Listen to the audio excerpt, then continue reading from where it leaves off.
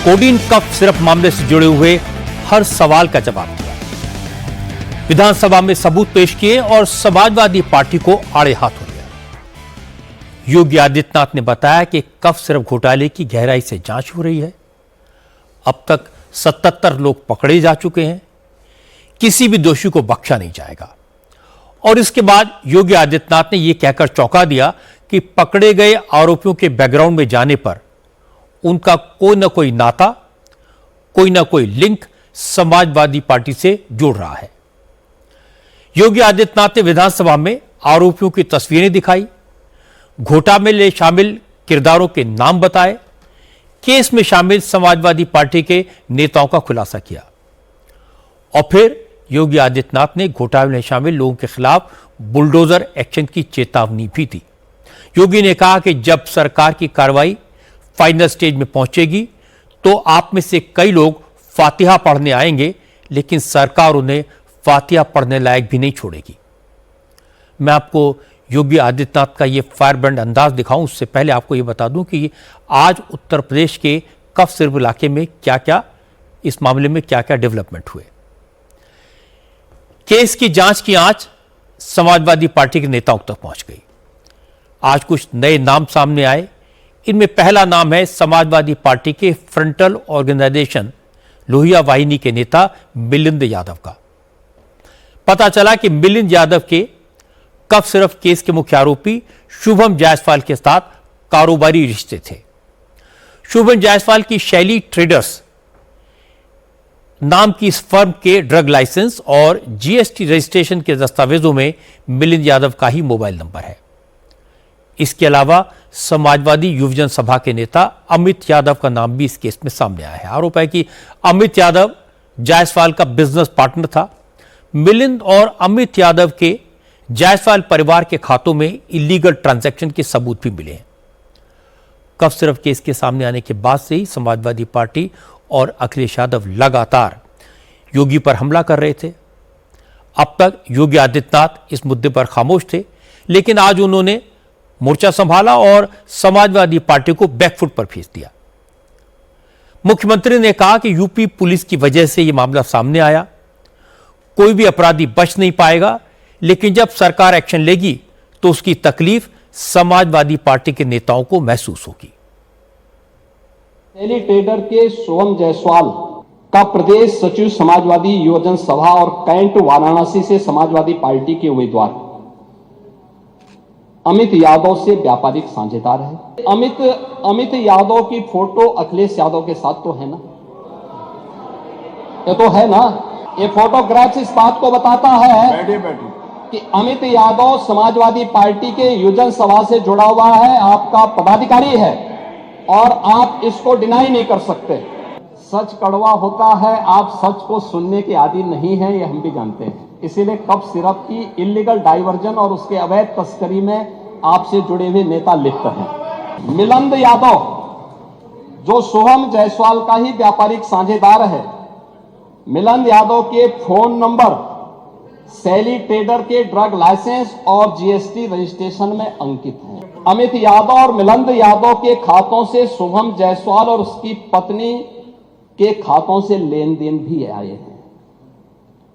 Illegal transaction के मामले भी सामने आए हैं। इसके अतिरिक्त ये कौन लोग हैं, आप इसको भी डिनाई करिए। मनोज यादव, राजीव यादव, मुकेश यादव, ये भी फर्जी फर्म और लाइसेंस बनाकर के इनके द्वारा भी इस पूरे मामले में इलीगल डाइवर्जन में ये लोग भी लिप्त हैं। विभोर राणा को लाइसेंस समाजवादी पार्टी ने जारी किया था। आलोक सिपाही है पक्का सफाई, ये भी तय है। अखिलेश यादव के साथ उसके फोटो हैं कि नहीं है? हैं कि नहीं है? हमने बर्खास्त किया है। कोई भी बचने नहीं पाएगा। जो भी अपराधी होगा, ये तो मैं जानता हूं आपकी पीड़ा को, क्योंकि जब सरकार की कार्रवाई अपने अंतिम उस तक जाएगी तो आप में से बहुत सारे लोग फतिया पढ़ने के लिए जाएंगे वहां। तो आपको फतिया पढ़ने के लायक भी हम नहीं छोड़ेंगे, तब तक ऐसी कार्रवाई हम कर देंगे। अब मैं आपको इस मामले का दूसरा पक्ष सुनवाता हूं। कफ सिरप के मुद्दे को लेकर आज समाजवादी पार्टी के नेता पूरी तैयारी के साथ विधानसभा में पहुंचे थे। सदन की कार्रवाई शुरू से पहले समाजवादी पार्टी के विधायकों ने प्रदर्शन किया। समाजवादी पार्टी के नेता आरोप लगा रहे थे कि कफ सिरप की वजह से बच्चों की जान चली गई। यह सारा कारोबार सरकार की मिलीभगत से चल रहा था। सदन के अंदर जैसे ही क्वेश्चन आवर शुरू हुआ, समाजवादी पार्टी के विधायक हंगामा करते हुए वेल में आ गए। नेता विपक्ष माता प्रसाद पांडे ने कफ सिरप मामले पर चर्चा की मांग की। रविदास महत्वोत्तर ने आरोप लगाया कि सरकार इस मामले में आरोपियों को बचा रही है। उन्होंने केस की जांच सीबीआई को देने की मांग की। 700 कंपनियां फर्जी कंपनियां बनाई गई। ये कंपनियां एक दिन में नहीं बन सकती हैं। ये पिछले 3-4 सालों से जो 700 कंपनियां बनाई गई और उन 700 कंपनियों से ये अवैध कारोबार चलने का काम हो रहा है। अब मांग ये है कि इसकी जांच सीबीआई से कराई जाए, क्योंकि इसमें बहुत बड़े स्तर के ऊपर लोग संलिप्त हैं, उनको संरक्षण मिल रहा है। उस सिपाही आलोक सिंह की सैकड़ों करोड़ की कोठी बनी हुई है। ऐसे ही मान्यवर जो बात होती है, चलता है बुलडोजर। अब पूरा प्रदेश पूछ रहा है कि जो ये कफ सिरप के अपराधी हैं, इनका बुलडोजर से मकान कब गिरेगा। सदन की कार्रवाई के दौरान समाजवादी पार्टी के हर नेता ने योगी से पूछा कि बुलडोजर बाहर कब आएगा। सरकार पर केस को दबाने का आरोप लगाया गया। विपक्ष के हर आरोप पर योगी आदित्यनाथ मुस्कुराते रहे। हेल्थ मिनिस्टर होने के नाते चर्चा का जवाब डिप्टी सीएम ब्रिजेश पाठक को देना था, लेकिन योगी आदित्यनाथ खुद मैदान में उतरे, सारे सवालों के जवाब दिए। योगी ने साफ साफ कहा कि विपक्ष कफ सिरप से बच्चों की मौत का जो आरोप लगा रहा है वो सरासर गलत है। उत्तर प्रदेश में कफ सिरप की मैन्युफैक्चरिंग यूनिट है ही नहीं। यूपी में किसी बच्चे की मौत नहीं हुई है। यह मामला कफ सिरप के इलीगल डाइवर्जन का है। उन्होंने कहा, दाग तो समाजवादी पार्टी के दामन पर है। कोडीन सिरप के सबसे बड़े होलसेलर को तो अखिलेश सरकार ने लाइसेंस दिया था। अब सच सामने आ रहा है तो समाजवादी पार्टी के नेता बौखला रहे हैं। योगी ने चुटकी लेते हुए कहा, देश में 2 नमूने हैं, एक दिल्ली में, एक लखनऊ में। जब देश में कोई चर्चा होती है तो देश छोड़कर भाग जाते हैं। लेकिन मुझे इसलिए भी खड़ा होना पड़ा है क्योंकि नेता विरोधी पक्ष ने सदन की कार्रवाई प्रारंभ होते ही इस मुद्दे को उठाया और आपने भी उसको छेड़ा है। लेकिन मैं आपके छेड़ने की स्थिति को उससे आपकी इस मजबूरी को जान सकता हूं, जिसके बारे में एक छोटी सी कहावत है कि चोर की दाढ़ी में तिनका। कोडीन कफ सिरप से उत्तर प्रदेश के अंदर कोई मौत नहीं हुई है। दूसरा, इस मामले में एनडीपीएस के अंतर्गत कार्रवाई होगी। ये उत्तर प्रदेश सरकार इस मामले को कोर्ट में जीती है। उत्तर प्रदेश ने इस मामले को लड़ा है। उत्तर प्रदेश में इसका जो सबसे बड़ा होलसेलर, जो बड़े होलसेलर हैं, जिसको सबसे पहले एसटीएफ ने पकड़ा था 2016 में, उसको लाइसेंस समाजवादी पार्टी ने जारी किया था। जो फोटो रिलीज हो रही है, देश के अंदर 2 नमूने हैं, एक दिल्ली में और एक लखनऊ में बैठते हैं। जब देश में कोई चर्चा होती है तो तुरंत वह देश छोड़ करके भाग जाते हैं। और मुझे लगता है कि यही आपके बबुआ के साथ भी हो रहा होगा। वह भी देश से फिर जाएंगे इंग्लैंड की सैर सपाटे में और आप लोग यहां चिल्लाते रहेंगे। यूपी के अंदर कोडीन कफ सिरप, इसके केवल स्टॉकिस्ट हैं, होलसेलर हैं। इसका यहां पे प्रोडक्शन नहीं होता है। ये पूरा प्रकरण इलीगल, यानी इसमें एडिटेशन का भी नहीं है, यह इलीगल डाइवर्जन का है। इन लोगों ने इसको उन देशों में पहुंचाया है, उन राज्यों में पहुंचाया है जहां मद्य निषेध है, लेकिन वहां पे नशे के आदी लोगों को इसको लेने की एक आदत सी है, तो वहां पर उसका दुरुपयोग किया गया है। मुझे लगता है अगर आप इसकी गहराई में जाएंगे तो घूम फिर करके वही मामला है।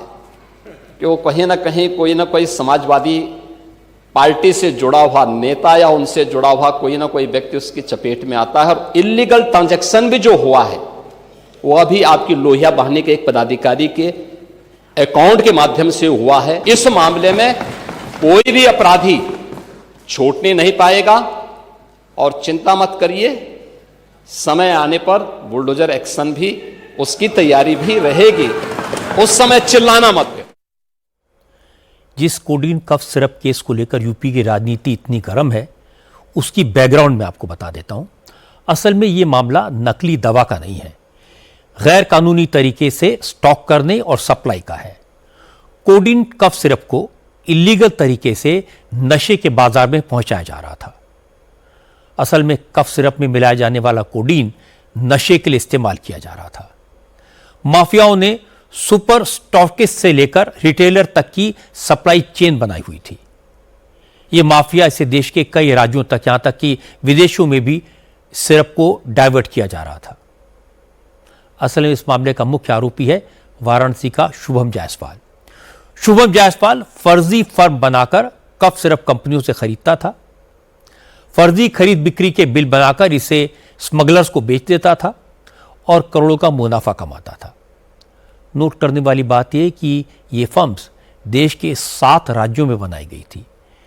एसटीएफ से बर्खास्त सिपाही आलोक सिंह और अमित सिंह इस काम में शुभम के साझीदार थे। झारखंड में 2 फर्म्स का ड्रग लाइसेंस इन्हीं दोनों के नाम पर बना था, जबकि इन लोगों ने कभी मेडिकल फील्ड में काम नहीं किया था।